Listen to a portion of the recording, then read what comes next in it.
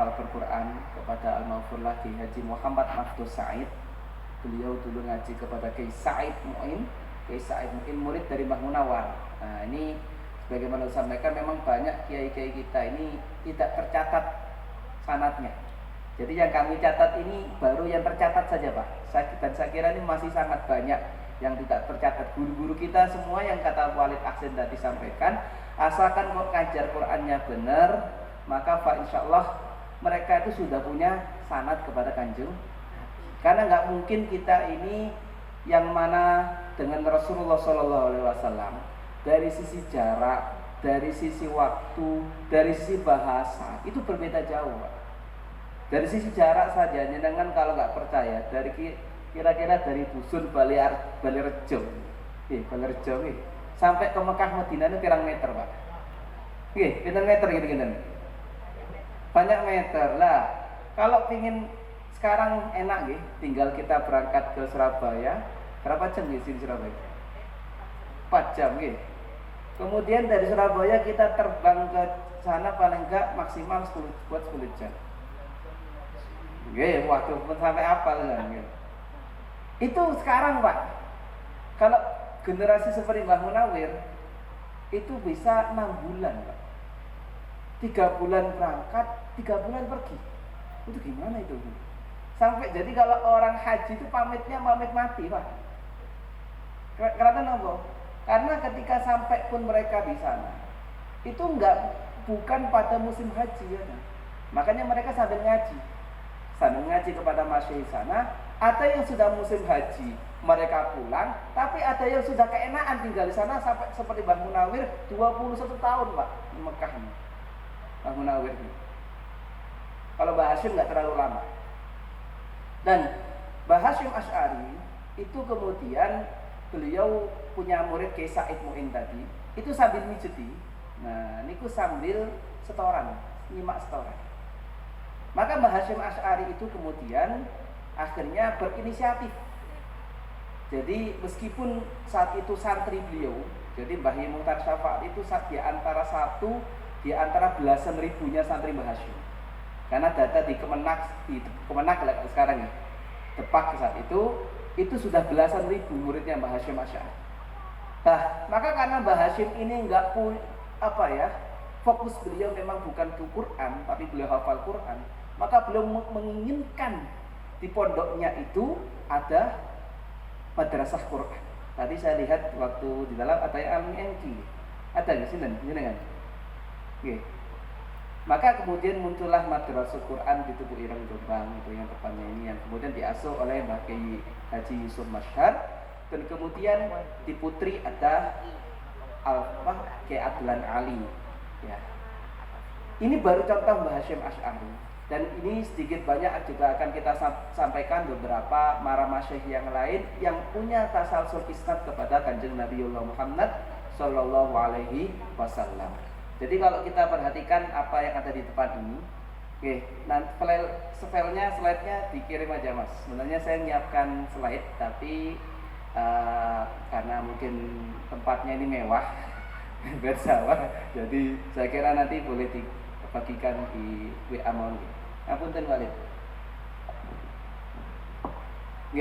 Ini memang hanya selembar kertas, tapi walaupun selembar kertas ini yang bisa membawa saya keliling Indonesia sampai keliling dunia. Ya, alhamdulillah. Jadi untuk melakukan penelitian ini tinggal NTT sama Papua yang belum saya keliling. Dan sementara ini baru bisa keliling ya, meskipun belum sampai makamnya Walid. Singapura, Malaysia, Thailand, Vietnam, Kamboja, Abu Dhabi, Malaysia, Mesir. Kemarin saya 3 bulan keliling mulai tanggal 24 Januari sampai 24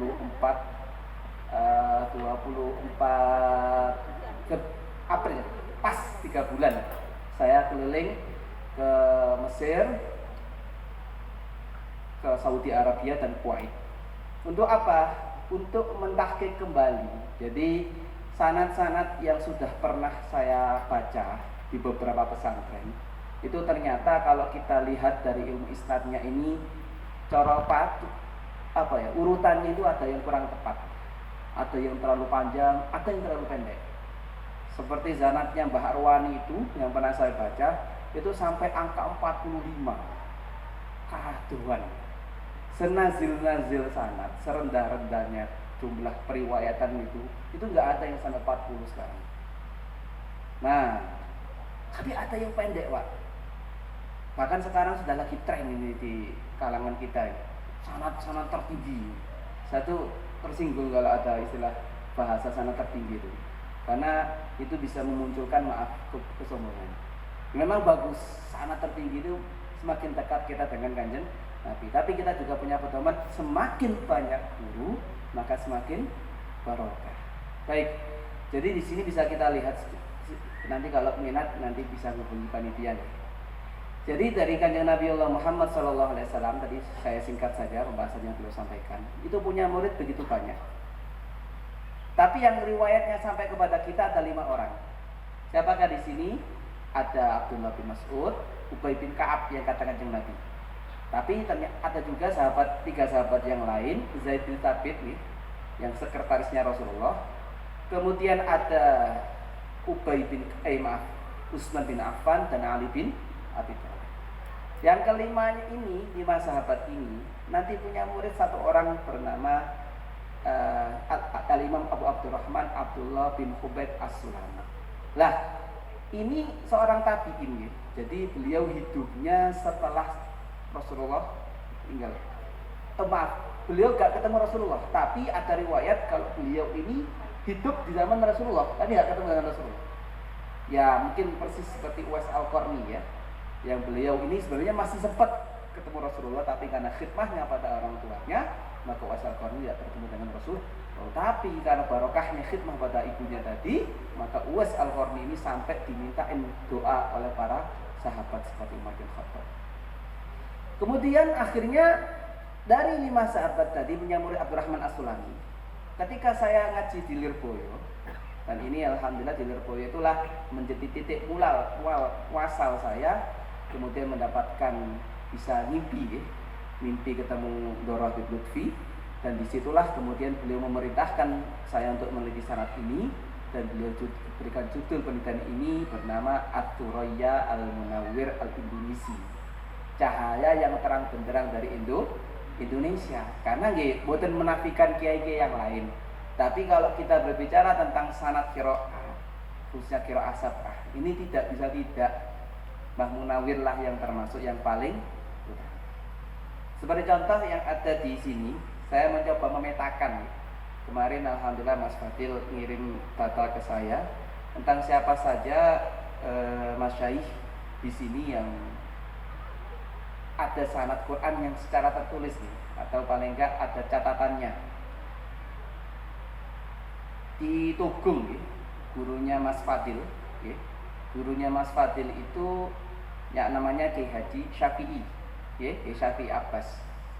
Kiai Abbas ini memang orang asli Yogyakarta, yang kemudian ngaji ke Mbah Khalil, sama Mbah Khalil diusir, suruh ke nama ini nama Etan ya. Nah, akhirnya beliau sampai datang ke Banyuwangi. Beliau sempat sowan kepada Kiai Syafi'i Abbas. Dan Kiai Syafi'i ini termasuk kiai yang sudah mulai langka karena beliau ngaji ke Mbah Abdul Qadir. Jadi kerapiak itu Mbah Munawwir itu pulang dari lahir 875, 9888 beliau mulai mangkat ke Mekah. Tapi memang beliau Mbah Munawwir ini termasuk muridnya Mbah Khalil Mangkalan. Jadi Mbah Hasyim Asy'ari, Mbah Khalil Mangkalan, Kiai Abbas ini satu guru, yakni Mbah Khalil Mangkalan. Dan Mbah Khalil Mangkalan juga min ahlul Quran. Saya ada catatan tentang sanadnya Mbah Khalil Mangkalan, di mana Mbah Khalil itu punya guru namanya Syed Ahmad Khulwani Al-Kabir. Ini guru qiraatnya. Termasuk punya guru beliau Syed Ahmad Zaidi Dahlan. Ini qiraatnya Mukhtasar Jiddan ya, syarahnya jurumnya. Punya guru lagi namanya Syekh Abdul Ghani bin Subuh Al-Bimawi dari Bima, ya, kami ngajar di Mekah. Lah tiga-tiganya niki muridnya Sayyid Ahmad Ramadan Al-Marzuki. Siapakah beliau? Abda'u bismillahirrahmani wa birrahimi da'imil ihsani Falhamdulillahil qadimil awwali al-akhiril baqi bila tahawul. Langsung saya loncat. Nadimu tilka ahmadul marzuki mayyata milisoti kilmasduqi samaituha aqidatal awami min wajibil fiddini bitamami. Jadi sebenarnya sanad itu kayak menanyakan dulu sampean ngajinya ke siapa sih? Mondoknya di mana sih? Itu sudah seakan-akan nanyakan sanadnya sampean itu kemana sih? Apa? Nah, seperti itu. Lah, maka kemudian ada lagi di sini kayak Umar Mukhtar nih, Blok Agung. Saya kemarin datang ke pondok alumni Blok Agung di Lampung Timur. Alhamdulillah ada muridnya di sana, Ustaz. Syekhul Huda. Terus ada Kiai Ibrahim Majid Kerasak. Oke, Kiai Ibrahim Majid ini juga ngaji kepada Mbah Kiai Muhammad Arwani. Tentang Kiai Arwani niki kula ngahapunten nggih, tahadus binik. Beliau sempat ngaji langsung.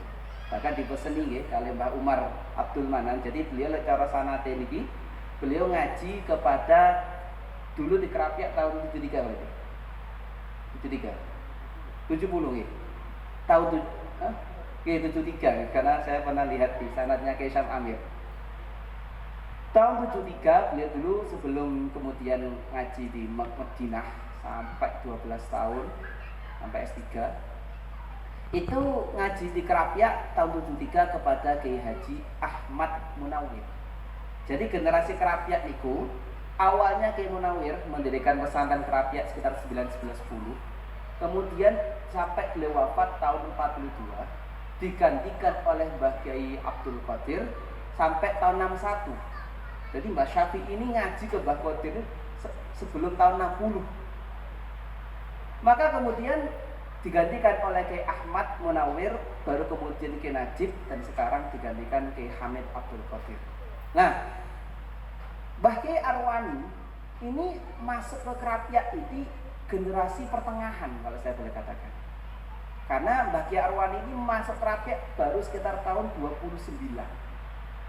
Itu pun beliau ngajinya setelah mengaji dari Mbah Hashim. Jadi karena Mbah Hashim tadi saya katakan beliau ngajarkan Syatibiyah, maka akhirnya Mbah Arwani ini ketika kemudian datang ke Kerapiak, beliau itu mendengar langsung Mbah Munawir ini ngajar sab'ah seperti beliau tadi tatbik, praktek langsung. Sementara mungkin Mbah Hashim ini hanya bacakan kitabnya nih, syarahnya Sirajul Qorih. Maka akhirnya Mbah Arwani ini tertarik. Kok awalnya belum cuma ngantarkan adiknya namanya Mas Dain yang sudah hafal Quran tapi belum punya guru. Maka akhirnya kemudian beliau saat itu matur kepada Mbah Munawir, Kiai, kula pingin ngaji sab'ah ten panjenengan. Oleh sampean pin ngaji sab'ah ten kula, sampean kedah hafal Quran mriki. Terus akhirnya Mbah Kiai Arwani itu ngapalkan Quran, kata murid beliau di Kebumen, setahun setengah hafaznya beres. Dan yang menarik, yang tidak banyak orang sadari, Mbah Kiai Arwani itu baru ngapal Quran usia 25. Maka kita syukur ada teman-teman yang sudah ngapal Quran mulai awal nih. Tapi kenapa kok Mbah Kiai Arwani ini ngapalkan Quran 25? Kalau kaprai yang orang-orang dulu seperti Mbah Kiai Nawawi Abdul Aziz Murukem Yogyakarta yang pernah termasuk murid Kiai Syafi'i, yang kemudian jadi menantunya Mbah Munawir, itu sing di ngaji kitab ini ilmu alat ini. Kata beliau ini ilmu alatnya dulu, ngaji di Lurboyo baru ngapalakan Quran. Tapi nggak ada salahnya nek kados ada teman-teman kita yang adik-adik di sini yang ngapal Quran dulu, tapi jangan selesai di ngapal Quran. Makanya kita bersyukur kita ada program di Baitul Quran di PSG itu agar ngilmoni Quran nih Pak. Seakan eman-eman sayang kalau dia cuma ngapal Quran tapi gak ero isine Quran. Karena generasi yang diharapkan Mbah Hasyim Asy'ari adalah generasi yang hamilul Quran. Apa hamilul Quran itu ngapunten lafzon, maknan, wa amalan. Jadi lafadznya dibaca, maknanya dipahami dan kemudian bisa Maka kemudian Mbah Kiai Arwani ini yang merupakan guru dari Ki Abdul Majid Krasa, termasuk guru beliau. Jadi kalau Mbah Kiai itu Arwani punya murid, punya kitab namanya Faidul Barokat. Maka beliau tabarukan namanya, ditambahkan nama Manbaul Barokat. Dan ngerasaaken monggo ngen hubungi kula ngen kalau bacakan kitabnya. Nggih. Kemudian Mbah Kiai Arwani ini akhirnya beliau tahun 35 ini pamit boyong, Pak. Pamit nikah. Tapi kali gurune mboten angsal boyong. Amit saya kadang-kadang lari-lari estri ini wis hatam wis akeh sing lirik nggih. Lek sing lanang-lanang ojo sik nggih. Lek perlu ngapunten nggih, kula nggih termasuk meskipun nggih mboten sempurna lah. Saya itu Mbak dulu saged naik pangkat. Dulu saya SAG, Pak, sarjana alam goib. Sekarang naik pangkat jadi MA. Kalau boleh MA, Master of Art. Kalau saya mantu ajengan gitu. Itu kiai. Itu saya punya azam. Apa? Moco sak gelondongan sih. Jadi hataman dulu, sak hataman baru nikah. Misalnya tapi oleh HP yo kudu ngono Kang ya kan ya. Ayo, ge syarat ngoten nggih. Maka kemudian Mbah Kiai Arwani ini pamit nikah tapi gak boleh boyong. Karena apa? Setahun selanjutnya 7 Jumadil Ula 1355 beliau hatam tahun 37 36 ya. 3 hatam. Hatam pun gak langsung boyong, Pak. Karena beliau itu baru boyong sekitar tahun 941. Lah, sebelum boyong diwasiati. Sampeyan lek kalau siapapun orang yang ingin ngaji sabah ke saya, kalau nggak bisa ketemu saya, silakan ngaji kepada Kiai Arwani. Oke, ini aku baru ngomong tentang Kiai Arwani mawon ini bisa menghabiskan waktu, gitu. Kemudian ada di sini Mbah Yai Zakaria, gitu. Ya, Mbah Yai Zakaria ini dulu temannya beliau, di daerah Silragung. Silragung di sini. Calak mriki. Nggih. Niki rencane beliau dulu ngaji ke Mbah. Kemudian beliau tahun 76 setelah ngaji di Kerapiak baru ngaji ke Mbah Ahmad Umar Abdul Manan. Kita termasuk gurunya Kiai gurunya beliau yang ada masuk pesantren Al Muayyad. Termasuk di sini ada Bunyai Sa'adah Ukhrofiyah Berasan, itu dari Bunyai Zuhiyah Berasan nih. Bunyai Zuhiyah ini bandar niki napa Kediri nggih, yang sekarang Kediri. Niku anaknya Mbah Munawir, kami muridnya Mbah Qadir. Termasuk Bunyai Mahmuda Hisham, itu saya dengar beliau ngaji ke Mbah Yai Adlan. Adlan itu dulu termasuk ngajinya ke Kiai Munawar, sama seperti jalur kita. Tapi dulu kiai yang sanatnya jalurnya Mbah Munawar niku ampunan Pak. Sing turu mboten sanate mawon ngaji, kerengnya termasuk, Pak.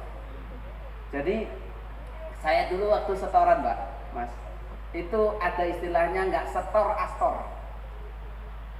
Astor ini jangan diibaratkan makanan, gitu. Astor itu apa? Penjalin, rotan, gitu. Buntel pakai solasi, coklat, gak setor. Astor. Abahnya lebih ngeri lagi. Kiai Said Mu'in itu, yang tadi saya sambil mijitin Mbah Hashim tadi. Jadi kan beliau juga muridnya Mbah Hashim. Lah itu sambil apa? Kiai Said Mu'in itu dijuluki Allah yarham Kiai Hamid Pasuruan itu asadul Quran. Singone Quran. Napa, Pak? Pecute gepukane mboten astar maneh, Pak. Pecute sapi, Pak.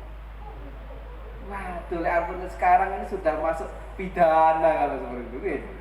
Tapi barokah nopo, Pak? 11 anaknya hafal Quran sendiri di tangan abangnya. Nah, itu sudah langka itu. Nah, tapi amun saya pun betul saya dipraktekkan, Pak, nggih. Seakan hari ini gitu.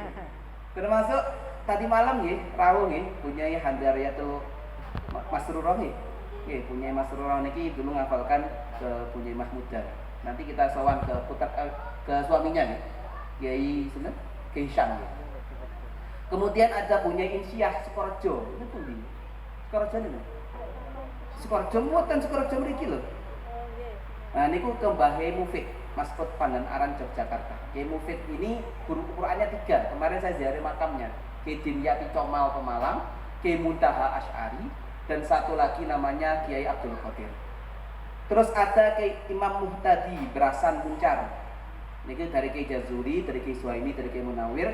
Kiai Muhammad Solihin Berasan Muncar, dari Kiai Aminuddin. Kiai Aminuddin ini santri generasi terakhir Mbah Munawir. Ini termasuk muridnya Kiai Suhaimi juga, tapi sempat menangi ngaji ke Imam Munawir. Gus Alaika Nasrullah dari Pulau Kagung, dari yang nanti sambung kepada Kiai Syakir Ridwan, termasuk kepada beliau ngaji kepada Kiai Sumasyar. Kiai Sumasyar ini yang mendirikan Madrasah Qur'an Ireng. Gus Bahrul Ulum Pulau Kagung ini ngajinya kepada Kiai Muniruddin Badawi. Kiai Muniruddin Badawi ini ngajinya ke Kiai Haji Ahmad Badawi. Kiai Ahmad Badawi ini termasuk punya guru ini abahnya beliau, Kiai Mahfud Toha. Nah, ini baru yang terlacak Pak. Saya kira masih banyak data-data. Jadi di sini yang warnanya nanti hijau apa nih? Hijau gelap nih, maaf nih. Itu yang dari Banyuwangi yang sudah saya petakan. Kalau ada nama-nama yang belum saya sebut dari yang sebutkan tadi jangan matur kula nanti kalau tulis. Tapi lek sing nom-noman amit sewu Mas sinten? Mas Fadil, ampun mboten kula tulis. Khawatir di sini sudah banyak tahun-tahunnya, tahun-tahun almarhum. Bapak Ibu yang kula hormati, sudah balik ya. Itu menit lagi, Pak.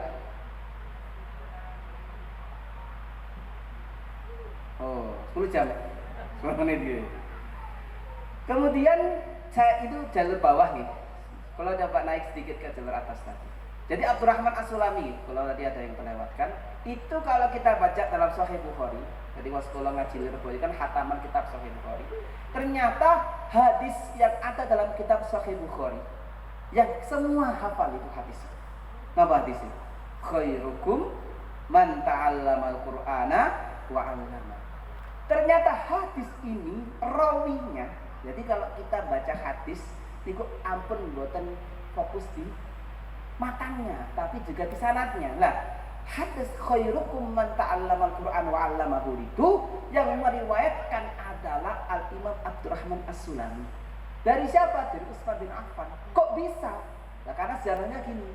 Ketika Al-Quran itu ada proses namanya tadwinul mushaf. Jadi Quran itu disebarluaskan. Dulu kan Quran selesai kata Rasulullah, pewahyuannya selesai, tapi masalahnya nggak selesai. Kenapa? Saat itu ada namanya Musailama Al-Kadzdzab. Jadi kalau ada Abu Bakar As-Siddiq temen bener, tapi ada lawannya Al-Kadzdzab. Oke, mubalagha nggih. Banget goro nih. Karena kenapa? Musailama Al-Kadzdzab niki kurang ajar, ini mboten namung ngaku sebagai nabi, tapi dia membuat ayat-ayat serupa seperti Al-Qur'an. Katusnya ngeten sorry, saya pernah baca kayak gini. Ini ayatnya Musailama ya. Al-fil wa ma malfil. Apa al-fil itu apa? Malfil wa ma adraka malfil lahu khulumut tawil wa lahu dhanbun wabil. Napa? Gajah iki apa? Irunge dawa. Kupinge ombo. Ini nggak bisa, ini salah ini. Makanya salah satu kehebatan Al-Qur'an dengan hadirnya para anak-anak kita yang hafal Quran ini, sebagaimana dalam Al-Qur'an inna nahnu nazzalna dzikra inna lahu lahafizun. Di ayat yang lain Allah Ta'ala tahu kullu in istama'al insu wal jinnu ala ayyatu mithli hadzal qur'ana la yatu mithli walau kana ba'dhum li ba'din. Jadi dikatakan andaikan dikumpulkan jin dan manusia untuk membuat hal seperti Al-Qur'an maka tidak akan bisa. Baik. Kemudian Abdurrahman As-Sulami ini karena beliau meriwayatkan hadis khairukum man ta'allama Qur'an wa 'allamahu, dan ketika tadwinul mushaf Al-Qur'an itu kemudian disalin ulang karena 70 penghafal Al-Qur'an saat itu meninggal, akhirnya Umar bin Khattab minta kepada Abu Bakar untuk disusun tim Al-Qur'an itu ditulis ulang. Dan akhirnya pada masa Utsman bin Affan disebarluaskan. Lah yang nyebarluas yang bawa mushaf Al-Qur'an salinan itu ke Kufah itu Abdurrahman As-Sulami. Sebelumnya Abdullah bin Mas'ud sudah ngajar di sana, cuma mushaf itu yang bawa salinannya itu Abdurrahman As-Sulami. Lah Abdurrahman As-Sulami nanti punya murid nama Imam Abu Bakar Asim bin Abin Najud. Lah Imam Asim itulah nanti punya murid siapa? Imam Abu Umar Hafiz bin Sulaiman Al-Mughirah Al-As'adi Al-Kufi yang kita kenal dengan Imam Hafs. Dan beliau juga punya senior namanya Imam Abu Bakar bin Ayyash. Kemarin ketika di UIN Jember, UIN Khas Jember, beliau cerita. Jadi kenapa sih foto-foto sak guru tapi wacananya gitu? Oke. Kata pun ngoten nggih. Padha-padha sak guru tapi ilmune kok beda. Bahkan kelakuane bisa beda. Kenapa? Karena pernah Imam Hafiz ini bertanya kepada Imam Asim. Karena Robibu Asim keterangannya yang kitabnya. Anak tiri, tapi anak tiri yang bapaknya bukan ibu tiri ya, biasanya ibu tiri jahat. Nah, ini bertanya kepada Imam Asim, Bapak, nopo bacaan saya ini kok beda dengan bacaannya Imam Syu'bah? Apa kata Imam Asim saat itu? Yang saya baca kepada kamu adalah bacaan yang saya riwayatkan dari siapa? Imam Abdurrahman As-Surami dari Imam Ali bin Abi Thalib. Sementara yang saya ajarkan kepada Syu'bah adalah saya ajarkan dari riwayat yang saya baca kepada Imam Zir bin Hubaysh dari Abdullah bin Mas'ud. Nah, seperti itu.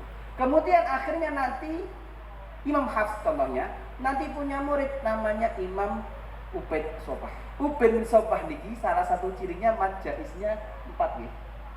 4 atau 5? 4 nggih. Kalau Tarikh Syatibiyah 4. Lah, maka ini sebagai pengeling jenengan semua, khususnya yang santri-santri hufat. Jangan akhirnya karena kita tahu majais kita kebanyakan mayoritas story kita adalah Ubaid bin Sobah, muridnya Imam Hafs. Itu baca majais 4, maka dari sekarang jangan sampai kalau jenengan hataman semua mat ditopikan. Paham? Semua mat ditopikan. Jadi gak tahu mana mat wajib, mana mat jais, mana mat silah, mana mat lazim, semua dipendekkan. Nah, ini gak boleh. Nih. Kecuali kalau ngaji qiraat pun nanti juga ada yang semua ada urutannya nanti. Nah, kemudian Imam Ubaid bin Sobah nanti panjang nih sampai ada Umar Abdul Hasan Tafsir bin Ghalbun. Ini kemudian beliau bilang kitab namanya At-Tadhkirah fi Qiraatil Taman. Beliau datang ke Mesir, kemudian punya murid namanya Imam Abu Amr Ad-Dani. Punya kitab At-Taisir fi Qiraatis Sab'an. Kemudian akhirnya beliau ngajar di Spanyol. Jadi urutannya dari Hijaz, sekarang Saudi, kemudian ke Kufah, ke Irak, dari Irak kemudian ke Mesir. Dari Mesir beliau punya murid namanya Abu Amr Ad-Dari itu dibawa syarat itu ke Spanyol. Di Spanyol itu nanti beliau turun sampai punya murid namanya Imam Abu Hudal Al-Balansi. Al-Balansi ini di Valencia, musuhnya Madrid dan Barca dalam La Liga yang gak pernah juara. Nggih. Imam Hudal Al-Balansi ini, Ali bin Muhammad Hudal Al-Balansi punya murid siapa? Imam Abu. Saya khawatir salah ini, saya berdek sebenarnya tuh sama beliau. Iya, Abu Muhammad. Yang bisa ditiru. Abu Muhammad Al-Qasim bin Fir bin Khalaf bin Fir bin Khalaf Ar-Ru'aini Asy-Syatibi. Syatibi ini apa? Syatifah. Kalau sekarang ya jalan Syatifah. Syatibah. Ini kota di Spanyol. Lah, Imam Syatibi ini ku dorin, pamit saya. Buta. Tapi beliau karamahnya luar biasa dengan Al-Quran itu. Beliau akhirnya menazamkan kitabnya Abu Amr tadi, At-Taisir fi Qiraatis Sab'i, yang dalam kalam Nathar dinazamkan dalam kitabnya yang berjudul Khirzul Amani wa Wajhud Dahan yang dengan matan Syatibiyah. Tapi matan Syatibiyah niki baharnya tawil dan beliau apal, Pak. Jadi wiritannya beliau selain Quran ini wiritan Syatibiyah, Pak. Nggih. Hartawil ini kayak baca kalamun gitu. Kalamun qadimul la yumanul akhir. Kemudian akhirnya Imam Syatibi niki hijrah, singkat cerita hijrah ke Mesir. Makamnya ada di Mesir. Dan kemudian turun sampai ke bawah sampai kepada Ibnul Jazari. Al-Imam Abul Khair Syamsuddin Muhammad bin Ali bin Yusuf Al-Jazari Dimashqi ini yang mengarang kitab Al-Manzumah Al-Muqaddimah yang kita kenal dengan matan Jazariyah. Termasuk beliau juga menyempurnakan apa yang sudah diikhtiarkan oleh Imam Abu Bakar bin Mujahid dari 7 imam tadi, ditambahkan 3 imam, maka muncullah qiraah asyraf. Lah, Ibnu Jazari ini kemudian akhirnya beliau meskipun orang Damaskus, kemudian beliau ngaji di Mesir, belajar di Mesir, punya murid orang Mesir, terus kemudian beliau ke Mekah, wafatnya di Iran, tapi turun sanadnya ini kepada ulama-ulama yang ada di Mesir. Lah, sampai ke bawah nanti turun kepada Syekhul Islam Zakaria Al-Ansori. Alhamdulillah ini sanad kemarin saya di Mesir, kalau jenengan pas jalan-jalan ke sana, ziarah ke makam Imam Syafi'i, di dekatnya Imam Syafi'i itu ada makam Zakaria Ansori, dan saat ini 94 jam di sana. Karena apa? Di sana kita baik Quran, hadis, fikih, apalagi usul, ini sambung kepada Syekh Zakaria Al-Ansori. Lah, ke bawah, turun ke bawah, singkat cerita, ulama-ulama Mesir seperti Syekh Yusuf Hajar, gurunya Mbah Munawir, seperti Syekh Ahmad Hamid At-Tiji, gurunya Syekh Dahlan Khalil yang menurunkan Kisah Masyarakat Nabi, termasuk ada Syekh Syarbini Ad-Dimyati dan ulama-ulama yang lain dari Mesir itu mesti kode. Nggih, siap-siap mantan iki Mas. Wis kode, ini tanpa dikode saya sudah tahu gitu. Nah, ulama-ulama yang dari Mesir itu kemudian ke Mekah. Nah, di Mekah mereka ngajar di sana ulama-ulama seperti Mbah Munawir, Syekh Mahfud Termas, Mbah Hashim Asy'ari, dan ulama-ulama kita itu ngajinya ketemunya di mana, di Mekah, tanpa harus datang ke Mesir. Tapi subhanallah, luar biasa. Terakhir sebelum saya tutup, saya ingin cerita di Mesir itu, saya ketika jalan-jalan ke kota namanya Tonto, Pak. Tonto itu mungkin 1 jam lebih, hampir 2 jam dari Kairo. Lah, itu ada kuliatul Quran, Fakultas Ilmu Al-Quran dan Qiraat di Tonto itu. Luar biasanya yang dipakai di sana untuk pembelajaran qiraat Asyarah Kubro yang mengambil kedoman dari kitabnya Thayyibatun Nashrnya Ibnul Jazari, itu syarahnya yang dipakai adalah syarahnya judulnya Hunniyatul Thalabah. Syarahnya siapa? Syekh Mahfud Termas. Syekh Mahfud ini gurunya Mbah Hashim Asy'ari. Ini nggak pernah ke Mesir, tapi mbahnya namanya Ki Abdul Manan di Ponggolo, itu yang termasuk orang pertama yang ngaji di Mesir. Ala kulli hal masih banyak yang perlu kita sampaikan, tapi waktu karena yang terbatas. Agung pangapunten. Nanti sebelum tutup, kalau Walid punya nazam seperti itu, sebenarnya ini mau saya baca di awal, tapi khawatir emang kalau nulis gak dipocong ya. Jadi biasanya Walid ini kalau ngaji pakai syair. Jadi kalau badali, walaupun badannya badal lagi. Ini saya mau baca syair, mau balas syairnya samian. Jadi syairnya nggak panjang kok, 4 saja, 4 bait tapi 4 syair. Ini matur nuwun nih, saya akhirnya ke Banyuwangi bisa naik pesawat ini. Harus, karena kalau naik kendaraan itu bisa sehari semalam itu dari Jakarta gitu. Pergi ke Banyuwangi bareng Walid Ahsin. Perjalanan jauh dari subuh yang dingin. Perjuangan takkan membuat kita miskin. Permasalahan terurai jika kita disiplin. Nah, ketika mendarat, kula dapat pantun wae. Mendarat di Bandara Blimbing Sari Banyuwangi, merasa bersyukur anugerah selalu mendatangi, mendapatkan barokah Al-Qur'an terus menerangi, mengharap nikmat Allah yang tak tertandingi. Nah, ketika akhirnya masuk ke Banyuwangi, saya ingat Gunung Ijen nggih. Kalau sini Gunung Raung nggih. Banyuwangi terkenal dengan kawah ijennya. Banyak sangat santri menghafal kalamnya. Bahagia mereka yang tinggal di dalamnya, bagaikan hidup di surga yang tiada duanya. Masya Allah. Terakhir, datang ke pondok Miftahul Hidayah Al-Amin, dapat inspirasi dari berbagai arah mata angin. Dari Anda semua kita jadi banyak bercermin. Dalam hati kami berterima kasih pada hadirin. Terima kasih. Wassalamualaikum warahmatullahi wabarakatuh. Waalaikumsalam warahmatullahi wabarakatuh. Luar biasa, Gus. Terima kasih atas pemaparannya. Beliau telaten sekali ya meneliti sanad qiraat Al-Quran. Tidak hanya di Nusantara loh, nyampe ke Mesir, ke Kuwait. Jadi layak ya disebut sebagai peneliti sanad internasional, Gus. Baiklah, untuk berikutnya kita beri waktu untuk tanya jawab kepada para peserta seminar hari ini yang mau bertanya kepada narasumber kita hari ini. Monggo ya, untuk awal 2 untuk yang putri dan 2 orang untuk putra. Monggo yang mau bertanya. Monggo, iya. 1 dan 2 ya.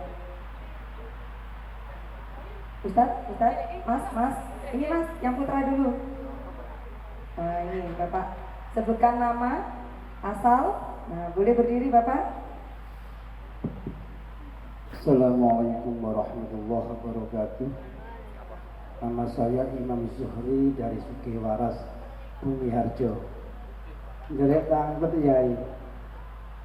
Dari satu sumber yang sama Al-Quran, ketika zaman Rasulullah kepada sahabat, kok terus bisa muncul perbedaan bacaan pada dalam satu sumber. Ini monggo pencerahan terkait dari satu sumber beda bacaan. Matur nuwun. Assalamualaikum warahmatullahi wabarakatuh. Waalaikumsalam. Kami simpan dulu pertanyaannya. Untuk yang kedua, monggo Ustadz yang baju putih.